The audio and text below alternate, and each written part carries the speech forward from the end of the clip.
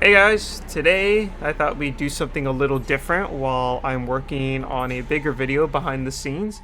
I thought it'd be fun to just go over and look at all of Springtrap's skins in Dead by Daylight and rank them from worst to best. This idea just randomly came to me at 1 a.m. and I thought, hey, could be something fun to do. So let's get into it. Springtrap has a total of 7 skins for us to cover, and I'm going to go ahead and state this now before we get into the rankings. I don't dislike any of Springtrap's skins. I think all of them are solid B tier or higher. I think Dead by Daylight did a great job on all of them.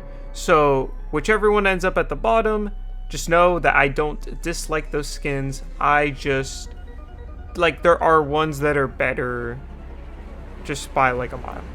So starting with his default, there's not too much to say here that I didn't already say in my last video when you guys ranked every animatronic.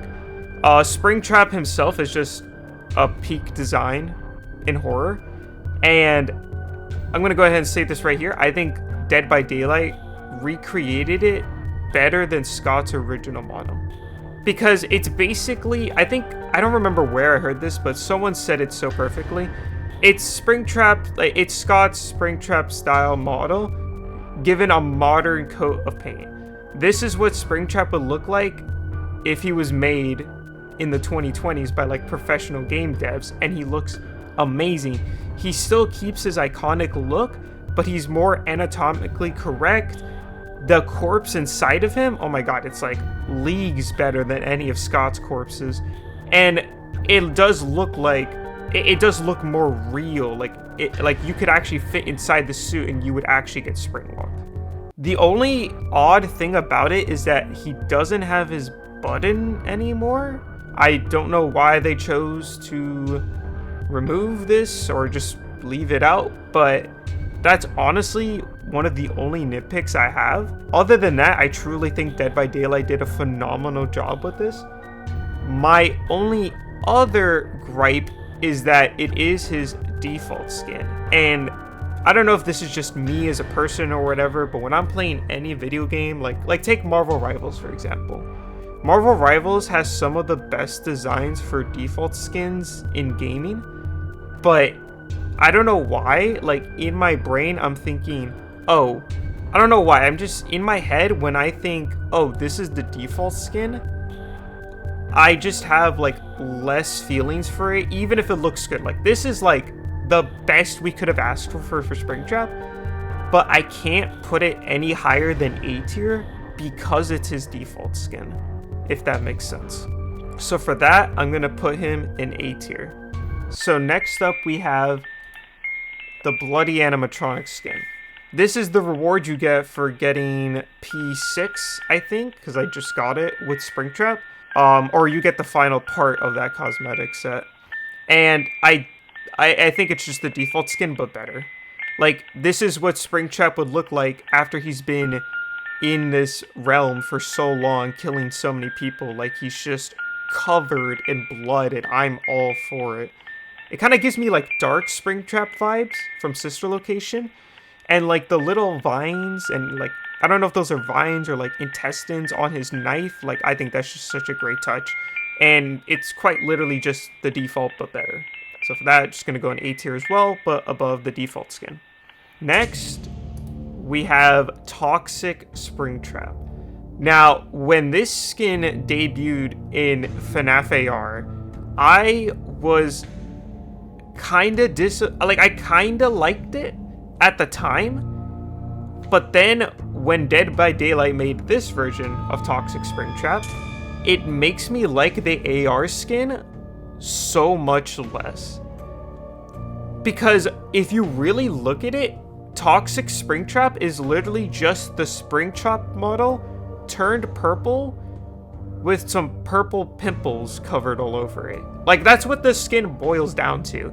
And in my mind, that's not what I think of like toxic, right? Of like toxic, like what a toxic Springtrap would look. And I think Dead by Daylight did it much better, because when you look at this Springtrap model, it looks like he just fell into like a vat of toxic waste. Most of his suit is burned off, and then his actual flesh is all mutated. The knife he's holding is literally eroding away from the toxic waste or acid, and I think it takes the toxic part more literally, and I like it. I like it a lot, but I just don't think it's on the same level of, one, being scary, and two, just like iconic, if that makes sense, as like normal Springtrap. So I'm gonna put it in B tier. But it is 100% better than the original in FNAF AR.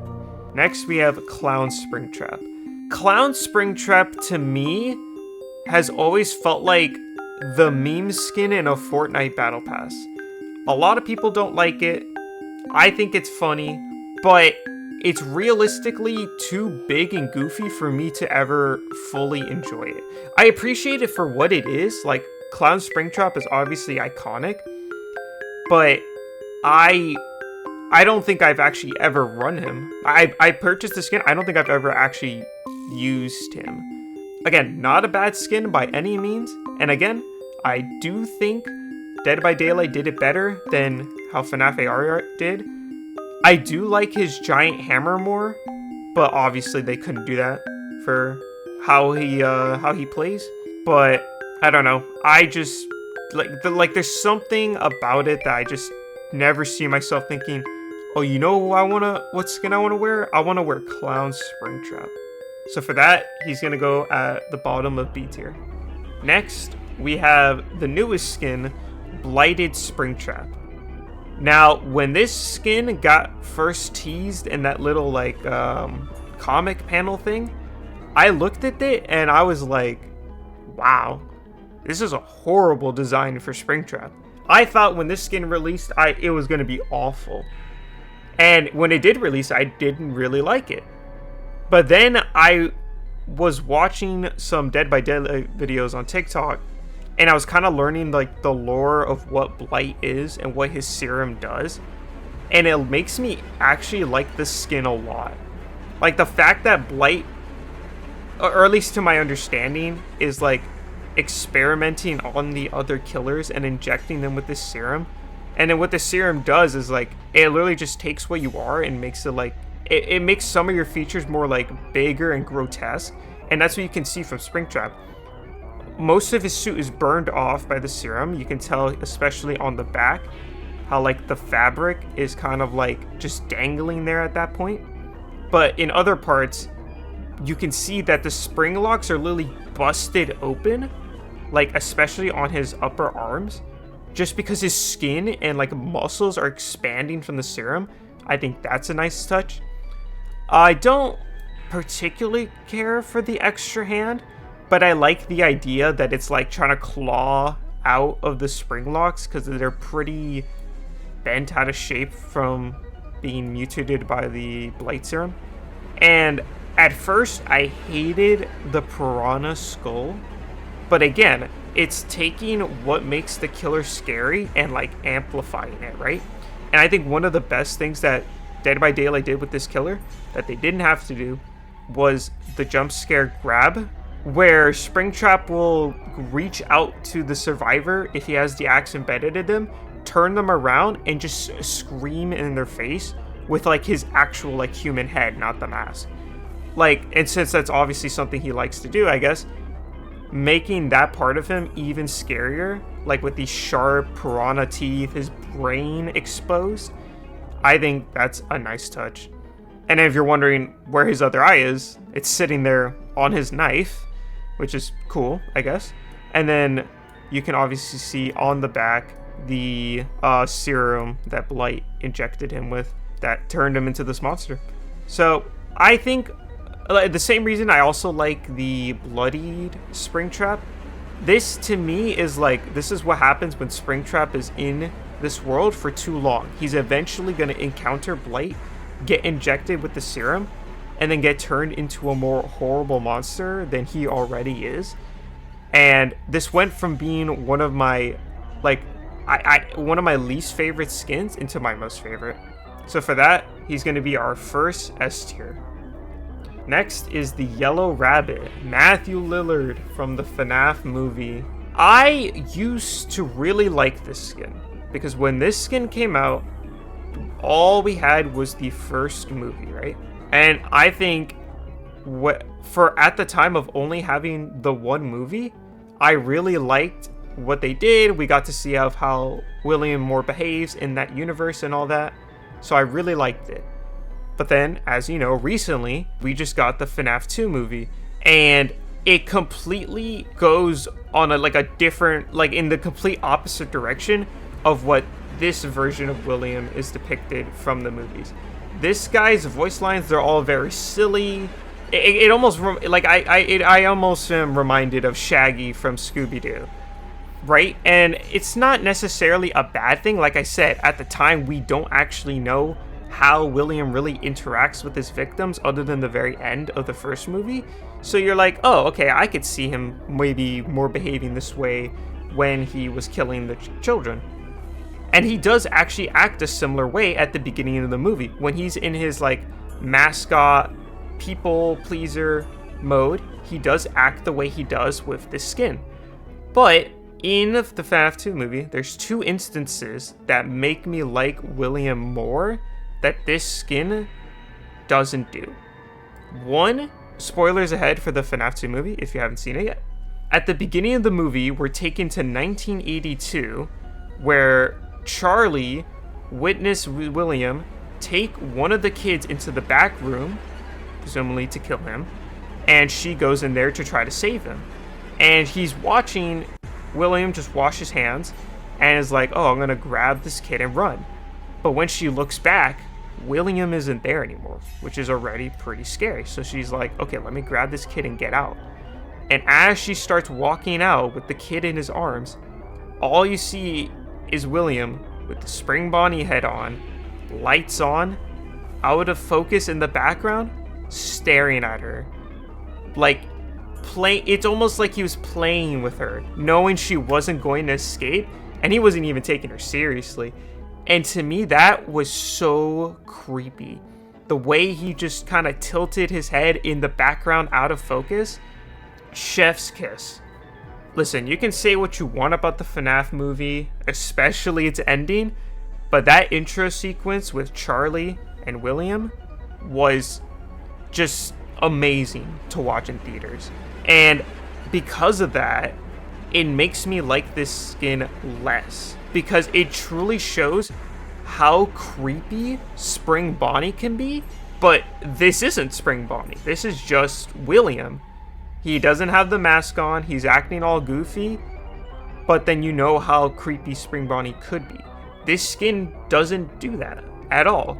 The voice lines throw me off a lot. I don't like them anymore. I don't think Matthew Lillard himself did a bad job, and I'm sure he recorded those lines way before the FNAF 2 script was even written. But it just, now having the knowledge of how he acts in FNAF 2 doesn't, it's just too much of a stark difference for me. And I just wish he had his head.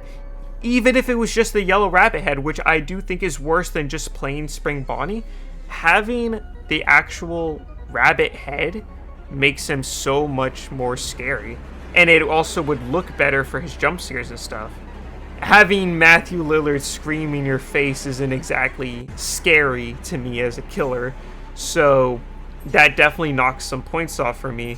That being said, in terms of actual looks, it does still look good. I respect Matthew Lillard as an actor. He does a great performance here in the game and the movies. So for that, he will still get A tier, but it will be the bottom of A tier, just because of knowing how much better it could have been. And that leads us to our final skin, Glitchtrap. You can say anything you want about the Steel Wool era of games. You can say Security Breach was bad. You can say Secret of the Mimic is a Poppy Playtime clone. But something I think we can all agree on is Glitchtrap has to have one of the most wasted potentials of a character in the FNAF franchise. maybe up there with like Vanessa and Circus Baby. When FNAF VR first came out, this was when I was first getting into the franchise. I had just gotten an Oculus for my birthday. And I thought, oh, let me play the newest FNAF game on my Oculus. So I downloaded it. I was watching some YouTubers and I saw them collecting the tapes to summon Glitchtrap. And I was like, oh, why don't I do that? You know, that could be cool. That could be fun. I start collecting some of the tapes. And the first time he shows up in the very back of the bathroom, waving from the darkness, I took my headset off and I didn't play the game for months. He's just that scary. And this is exactly what I was talking about earlier with Spring Bonnie. Glitchtrap is a perfect representation of how scary Spring Bonnie, like William, like this whole concept can be, right? Like that design, I don't know if it was Steelwool that came up with it or Scott, but whoever did, they nailed it. And to see him do absolutely nothing in the series after Help Wanted is just so sad to see. He was some spray paintings in Security Breach. He was some hand puppets in Help Wanted 2. And then he's officially killed off by Vanny in a cutscene. That's it. He doesn't do anything after FNAF VR. And it's so sad to see, because I think this is truly one of the best depictions we've gotten of Springtrap, like William, just in general. And you get to see him live up to that potential here in this game. Like, if I'm playing Survivor and I see this thing running at me, like I'm defecating in my pants right then and there, bro. And in the game, devs know this because in his lobby animation, he will literally jump scare the player, and you can see people's reactions. He is scary. People are scared of this man. He's undeniably one of the creepiest designs in the series. And like I said, it's a shame we didn't get to see more of him, but he absolutely shines in this game. And I think, without a doubt, he's going to be my favorite skin that Springtrap has. But anyway, guys, that's going to be ranking every single Springtrap skin in Dead by Daylight. I hope you guys enjoyed. I know this was a bit of a different video than I'm normally putting out, but I wanted to just give you guys something to, you know, just a fun little video for you guys to enjoy while I'm working on some bigger stuff with FNAF Merch Plus, if you know him at all, in the background. So stay tuned for that, and I'll catch you guys on the flip side.